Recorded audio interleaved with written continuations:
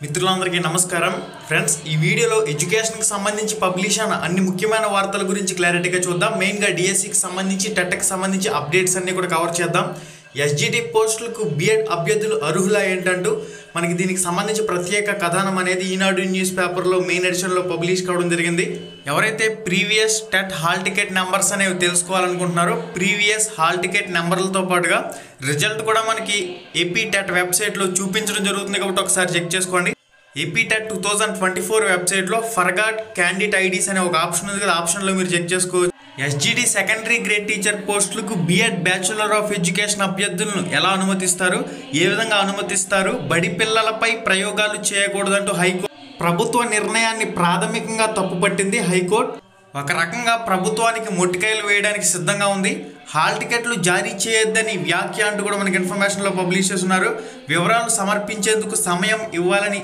AG అభ్యర్థన అంటూ కూడా దీనికి సంబంధించిన ఇన్ఫర్మేషన్లో మీరు చెక్ చేయొచ్చు విచారణ నేటికి వాయిదా నేడు మొత్తం డిఎస్సికి సంబంధించి 2 కోర్టు కేసులు అయితే వాదనకు రాబోతున్నాయి ఒకటి వచ్చేసరికి సమయం పొడిగించాలి అనే అంశంపై వాదనలు జరగబోతున్నాయి రెండవది వచ్చేసరికి డిఎడ్ వర్సెస్ బిఎడ్కి సంబంధించి రాజస్థాన్ హైకోర్టుకు సంబంధించి కానివ్వండి భారతదేశ అత్యున్నత న్యాయస్థానం సుప్రీంకోర్టు ఇచ్చిన ఉత్తర్వుల ప్రకారం దీన్ని పరిగణలోకి తీసుకుంటూ ఎవరైతే డిఎడ్ వాళ్ళు ఉన్నారో వీళ్ళకి ఎస్జిటి అవకాశం ఇచ్చే విధంగా ఆంధ్రప్రదేశ్ హైకోర్టు కూడా ముందుకు వెళ్తూ ఉంది ఈ విషయంపై ప్రభుత్వం వెనక్కి తగ్గకపోతే హైకోర్టు స్టే విధించి ఈ ప్రక్రియను నిలిపివేసేందుకు కూడా సిద్ధంగా ఉన్నట్లు సమాచారం పిటిషనర్ల తరపున సీనియర్ న్యాయవాది బి ఆదినారాయణరావుతో పాటుగా జడా శ్రావణ్ కుమార్లు చక్కగా వాదనలు అయితే వినిపిస్తూ ఉన్నారు బిఎడ్ అభ్యర్థులకు అనుమతించడం విద్యా హక్కు చట్టంకి వ్యతిరేకమని సుప్రీంకోర్టు తీర్పుకు వ్యతిరేకమని NCT national council for teacher education ఉత్తర్వులని అధిగమించడమని దీనికి సంబంధించి ఫైనల్గా వాదనలు అయితే జరిగాయి ఈరోజు సమయం పొడిగించాలి అనే అంశంతో పాటుగా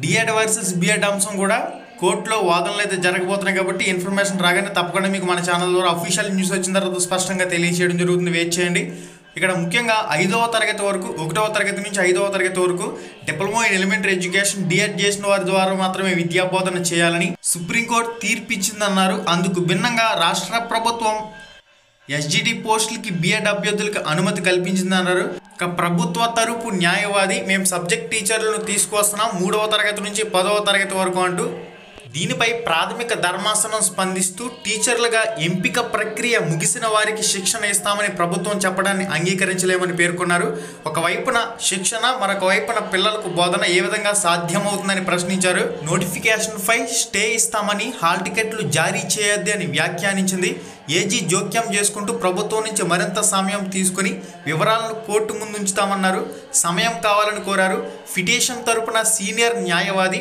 ఆదినారాయణరావు స్పందిస్తూ 6 నెలల బ్రిడ్జ్ కోర్స్ ఉత్తీర్ణత సాధించాలన్న నిబంధన సైతం సుప్రీంకోర్టు గతంలో కొట్టేసిందన్నారు ఈ విషయాన్ని ప్రభుత్వం గోప్యంగా ఉంచుతూ కోర్టును తప్పుదోవ పట్టించేందుకు ఏజీ అభ్యర్థన మేరకు విచారణ బుధవారానికి వాయిదా వేసినట్లు ధర్మాసనం పేర్కొందంటూ దీనికి సంబంధించి ఇన్ఫర్మేషన్లో పబ్లిష్ చేస్తున్నారు ఒక విషయంపై పూర్తి క్లారిటీ వచ్చింది డిఎడ్ వాళ్ళకి ఎస్జిటి పోస్టులని ఇక సమయం పొడిగిస్తారా ఏంది కథ అనే దానిపై మాత్రం ఈరోజు మనకి పూర్తి సమాచారం అయితే రావాల్సి ఉంది డిఎస్సి వెబ్సైట్కు సర్వర్ సమస్య అంటూ దీనికి సంబంధించి ఒక ప్రత్యేక కథనం అయితే రావడం జరిగింది డిఎస్సి అప్లికేషన్ ఫీజు చెల్లింపుకు నేడే చివరి తేదీ సర్వర్ సమస్యలు తలెత్తడంతో డిఎస్సి దరఖాస్తు చేసేందుకు వెళ్లిన అభ్యర్థులు ఇంటర్నెట్ కేంద్రాల వద్ద గంటల తరబడి కాపులు కాస్తున్న పరిస్థితి ఇబ్బందులు పడుతున్న పరిస్థితి పరీక్షల ఫీజు చెల్లించేందుకు బుధవారం చివరి గడువు కావడంతో ఎక్కువ మంది మంగళవారం దరఖాస్తు చేయడానికి ప్రయత్నించారు దీంతో సర్వర్ సమస్యలు తలెత్తడంతో వెబ్సైట్ ఓపెన్ కాలేదు హడావిడిగా ప్రకటించడం షెడ్యూల్ ఇవ్వడంతో ఈ తరహా సమస్యలు ఎదురవుతాయి అభ్యర్థులు తలలు పట్టుకుంటున్న పరిస్థితి ఎడిట్ ఆప్షన్కి సంబంధించి కూడా ప్రభుత్వం ఎటువంటి స్పందించని పరిస్థితి అఫీషియల్గా వెబ్సైట్లో ఎటువంటి స్టేట్మెంట్లు కూడా విడుదల చేయని పరిస్థితి గత టెట్ హాల్ టికెట్ నెంబర్ ఇస్తే సరిపోదని కొత్తగా మార్కులు ఇవ్వాలనే ఐచ్ఛికం తీసుకువచ్చారు గైస్ ఏపీ టెట్ 2024 వెబ్సైట్లో చెక్ చేయండి ఫర్గాట్ హాల్ టికెట్స్ అనే అప్డేట్ దగ్గర హాల్ టికెట్ నెంబర్స్తో పాటుగా అక్కడ ఏదైతే టెట్ స్కోర్ ఉంటుందో ఆ టెట్ స్కోర్కి సంబంధించి 2022కి సంబంధించిన టెట్ స్కోర్ కూడా మీకు అక్కడ చూపిస్తుంది ఒకసారి ఇప్పుడే ఏపీ టెట్ 2024 వెబ్సైట్లోకి వెళ్ళి ఇంకా ఎవరైతే టెట్కి సంబంధించి స్కోర్ దీనికి సంబంధించిన ఇన్ఫర్మేషన్ చెక్ చేసుకోవాలనుకుంటున్నారో చెక్ చేసుకోండి ఇది మనకి ఏపీ టెట్కి సంబంధించిన అఫీషియల్ వెబ్సైట్లో లాగిన్ అయిన తర్వాత ఇక్కడ క్యాండిడేట్ సర్వీసెస్ దగ్గర ఎటువంటి ఎడిట్ ఆప్షన్కి సంబంధించి మనకి ఇప్పటి వరకు ఎటువంటి అప్డేట్స్ అనేవి లేవు. ఇక పరీక్ష కేంద్రాల ఎంపికకి సంబంధించి కానివ్వండి ఎటువంటి అప్డేట్స్ అనేవి లేవు. ఇప్పటి వరకు అయితే వెబ్సైట్లో తాజా పరిస్థితి ఈ విధంగా ఉంది. ఎడిట్ ఆప్షన్కి సంబంధించి ఇంకా సమాచారం లేదు. దాంతోపాటుగా పరీక్ష కేంద్రాలకు సంబంధించి ఎంపికకు సంబంధించి కూడా ఎటువంటి అప్డేట్లు అనేవి లేవు. మనకి నెక్స్ట్ డిఎస్సికి సంబంధించి కూడా క్యాండిడేట్ లాగిన్లో చెక్ చేసినట్లయితే ఇక్కడ కూడా క్యాండిడేట్ సర్వీసెస్ దగ్గర ఎటువంటి ఎడిట్ ఆప్షన్ అనేది ఇవ్వలేదు. జస్ట్ మనకి ప్రింట్ అప్లికేషన్, ఆన్లైన్ అప్లికేషన్కి సంబంధించి మాత్రమే ఇక్కడ చూపిస్తూ ఉంది. అభ్యర్థులు డిఎస్సికి సంబంధించి దరఖాస్తు చేసుకునేటప్పుడు అనేక తప్పులు, మిస్టేక్స్ అనేవి చేసి తప్పులు ఎంటర్ చేయడం వల్ల ఎడిట్ ఆప్షన్ కల్పించాలని చెప్పేసి వాపోతున్న పరిస్థితి. ప్రభుత్వాధికారులు మాత్రం అఫీషియల్గా వెబ్సైట్లో ప్రెస్ నోట్ని విడుదల చేయని పరిస్థితి. మనకి నెక్స్ట్ అప్డేట్ వచ్చేసరికి ఇది మనకి ఏపీ టెట్ 2024కి సంబంధించిన అఫీషియల్ వెబ్సైట్ లింక్ డిస్క్రిప్షన్లో ఇస్తాను. మీరు ఏపీ టెట్ అఫీషియల్ వెబ్సైట్లోకి వచ్చిన తర్వాత కిందకి స్క్రోల్ చేసినట్లయితే ఆల్రెడీ ఇక్కడ ఫీజ్ పేమెంట్కి సంబంధించి క్లోజ్ అయింది. ఆన్లైన్ అప్లికేషన్కి సంబంధించి కూడా ప్రాసెస్ అనేది క్లోజ్ కావడం జరిగింది. ఇక్కడ ఫర్గాట్ ఏదైతే 2017, 2018, 2022 టెట్కి సంబంధించి 2024 క్యాండిడేట్ ఐడికి సంబంధించి ఫర్గాట్ క్యాండిడేట్ ఐడి అని ఒక ఆప్షన్ ఉంది. ఆప్షన్ మీద క్లిక్ చేసుకుని మీ మొబైల్ నెంబర్, ఇక్కడ ఒక క్యాప్చా కోడ్ అడుగుతుంది. క్యాప్చా కోడ్ ఎంటర్ చేసి గెట్ డీటెయిల్స్ మీద క్లిక్ చేసినట్లయితే ఇక్కడ hall ticket numbers candidate ID అన్న ఒకటే hall ticket number candidate ID మీకు షో చేస్తుంది. దాంతోపాటుగా పక్కన రిజల్ట్ కూడా మీకు ఎన్ని మార్కులు వచ్చినాయని చూపించడం జరుగుతుంది.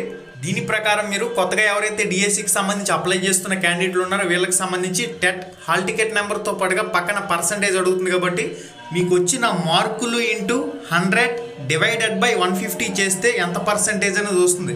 ఫర్ ఎగ్జాంపుల్ మీకు వచ్చిన టెట్ మార్కులు 90 అనుకుంటే 90 into 100 divided by 150 is equal to 60%. ఈ విధంగా మీకు ఎన్ని మార్కులు వస్తే అన్ని మార్కులతో మీరు కాలిక్యులేట్ చేసుకోండి.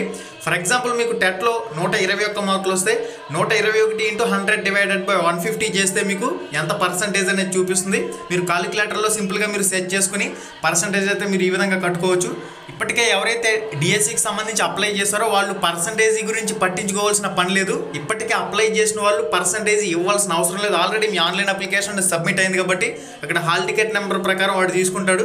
ఒకవేళ ఏదైనా ఎడిట్ ఆప్షన్ ఇస్తే అప్పుడు మీకు దీనికి సంబంధించి ఇన్ఫర్మేషన్ ఇస్తాను. ఇప్పటి వరకు అయితే అప్లై చేసిన వాళ్ళు అయితే మాత్రం దాని జోలికి వెళ్ళకండి. ఎవరైతే ఇంకా అప్లై చేయలేదు వాళ్ళు మాత్రమే పర్సంటేజ్ అనేది అడుగుతుంది కాబట్టి వాళ్ళు మాత్రమే పర్సంటేజ్ అనేది ఇచ్చుకోండి. చాలామంది ఎదురు చూస్తున్న ఆప్షన్ వచ్చేసరికి ఎడిట్ ఆప్షన్కి సంబంధించి ఎదురు చూస్తూ ఉన్నారు. ఎడిట్ ఆప్షన్కి సంబంధించి ఏదైనా అప్డేట్ వస్తే నేను తెలియజేస్తాను. ఇప్పటి వరకు అయితే మాత్రం అఫీషియల్ వెబ్సైట్లో ఎటువంటి అప్డేట్ అనేది చేయలేదు. మనకి నెక్స్ట్ అప్డేట్ వచ్చేసరికి ఎస్జిటి పోస్టులకు బిఎడ్ అభ్యర్థుల ఏంటంటూ సుప్రీంకోర్టు నిబంధనలకు విరుద్ధం అంటూ పిల్లలపై ప్రయోగాలంటూ సంస్కరణలంటే ఇలాగేనా అంటూ హైకోర్టు ప్రభుత్వానికి మొట్టికాయలు వేస్తూ ఉంది. పూర్తి వివరాలను అందిస్తామంటూ ప్రభుత్వ అధికారులు చెబుతూ ఉన్నారు. నేడు మరొకసారి విచారణ జరగనుందంటూ కూడా మనకి దీనికి సంబంధించిన ఇన్ఫర్మేషన్ మీరు చెక్ చేయొచ్చు. ఓకే గైస్, కోర్టు కేసుకు సంబంధించి మనం చూసినట్లయితే ఒక విషయంపై స్పష్టత వచ్చింది. డిఎడ్కి సంబంధించి ఎస్జిటి పోస్టులు, సెకండరీ గ్రేడ్ టీచర్ పోస్టులు డిఎడ్ వాళ్ళకి ఇచ్చే విధంగానే ఈ అంశం అనేది ముందుకు వెళ్తుంది. కాబట్టి ఈ రకంగా ఈ అంశంపై స్పష్టత వచ్చినట్లే. ఇక రెండో అంశం వచ్చేసరికి సమయం ఎంత పొడిగిస్తారు, దీనికి సంబంధించి ఈరోజు వాదనలు జరిగిన తర్వాత ఏ విధంగా స్పందిస్తారనేది కూడా ఇన్ఫర్మేషన్ రాగానే తప్పకుండా మీకైతే పోస్ట్ చేస్తాను. లోక్సభ ఎన్నికలకు షెడ్యూల్ మార్చి 9 తర్వాత అంటూ కూడా మనకి ఇన్ఫర్మేషన్ అయితే వస్తుంది. సార్వత్రిక పోలింగ్కు కేంద్ర ఎన్నికల సంఘం సిద్ధమంటూ కూడా మనకి ఇన్ఫర్మేషన్లు రావడం జరిగింది. మనకి గత 2019 సంవత్సరంలో గత సార్వత్రిక ఎన్నికలకి సేమ్ మనకి ఇదే టైంలో 9వ తారీఖున మార్చి 9వ తారీఖున ఎన్నికల కోడ్ అనేది రావడం జరిగింది. దానికి అనుగుణంగా ఏప్రిల్ 11వ తారీఖున ఎలక్షన్స్ అయితే కండక్ట్ చేశారు. దీనికి సంబంధించి కూడా మనకు అప్డేట్ అయితే వస్తూ ఉంది. రాజకీయ పార్టీలు స్థానిక అధికారులతో సమావేశాలు నిర్వహించారు. ఇక్కడ ముఖ్యంగా మనం చూసినట్లయితే ఆంధ్రప్రదేశ్, ఒడిశా, అరుణాచల్ ప్రదేశ్, సిక్కిం అసెంబ్లీలకు సంబంధించి జమ్మూ కాశ్మీర్లోను గత 2019లో మార్చి 9వ తారీఖున ఎన్నికలు కూడా అనేది అమల్లోకి రావడం జరిగింది. దానికి అనుగుణంగా ఇప్పుడు ఏం జరగబోతుంది అనేది కూడా సర్వత్రా ఆసక్తి నెలకొంది. గైస్, ఇంకెవరైతే డిఎస్సికి సంబంధించి అప్లై చేయలేదు, ఏ విధంగా అప్లై చేయాలి, ఏంది కథ అనే దానికి సంబంధించి step by step process video మన ఛానల్లో ఉంది. కొత్తగా ఈడబ్ల్యూఎస్ ఆప్షన్ ఎనేబుల్ చేశారు కాబట్టి ఎవరైతే ఓసీ క్యాండిడేట్లు ఉన్నారో ఈడబ్ల్యూఎస్ ఆప్షన్ ఎస్ పెట్టుకోండి. ఇక డేట్ ఆఫ్ పాసింగ్ సంబంధించి కూడా చాలా మందికి డౌట్స్ వస్తున్నాయి. డేట్ ఆఫ్ పాసింగ్ అంటే మీకు ఎస్ఎస్సి మార్క్స్ మెమోలో కానివ్వండి, ఇంటర్ మార్క్స్ మెమోలో కానివ్వండి లాస్ట్లో ఇస్తాడు చూసుకోండి. ఇంటర్లో డేట్ ఆఫ్ పాసింగ్ కరెక్ట్గానే ఇస్తున్నాడు. కానీ కొంతమందికి ఏం జరుగుతుందంటే ఎస్ఎస్సిలో పాసింగ్ డేటు మంత్ ఉండడం లేదు. మీరు ఏం చేస్తారంటే వాడు పాసింగ్ ఇయర్ మెన్షన్ చేస్తాడు కాబట్టి మీ రిజల్ట్ డేట్ ఏది ఉంటుందో ఎస్ఎస్సికి సంబంధించి మీ రిజల్ట్ డేట్ మీరు డేటు మంత్ అనేది ఎస్ఎస్సి పాసింగ్ ఇయర్ కింద ఇచ్చుకునే ఎటువంటి ప్రాబ్లం అనేది ఉండదు. కానీ ఇయర్ కరెక్ట్గా ఇచ్చుకోవాలి. డేటు మంత్ మీ ఎస్ఎస్సి మార్క్స్ మెమోలో లేకపోతే పాసింగ్ ఇయర్కి సంబంధించి రిజల్ట్ డేట్ లేదా సర్టిఫికేట్ ఇష్యూయింగ్ డేట్ ఇచ్చుకున్న ఎటువంటి ప్రాబ్లం అనేది ఉండదు. పాసింగ్ ఇయర్కి సంబంధించి మెయిన్గా ఇయర్ కరెక్ట్గా ఇచ్చుకోవాలి. ఇక డేటు మంత్కి సంబంధించి రిజల్ట్ డేట్ కానీ ఇష్యూ డేట్ కానీ ఏది ఇచ్చుకున్నా పర్లేదు. ఆన్లైన్ ఫీజ్ పేమెంట్కి సంబంధించి చివరి తేదీ కాబట్టి ప్రతి ఒక్కరు కూడా ఇంకెవరైతే అప్లై చేసుకోవాలో అప్లై చేసుకోండి. ఏదైనా ఫర్దర్గా డిఎస్సికి సంబంధించి అప్డేట్ రాగానే తప్పకుండా మీకు మన ఛానల్ ద్వారా పోస్ట్ చేయడం జరుగుతుంది కాబట్టి వెయిట్ చేయండి. ఇప్పటి వరకు ఎడ్యుకేషన్ న్యూస్ అయితే ఇది. మళ్ళీ వీడియోలో మళ్ళీ కలుసుకుందాం. శుభం, ధన్యవాదాలు.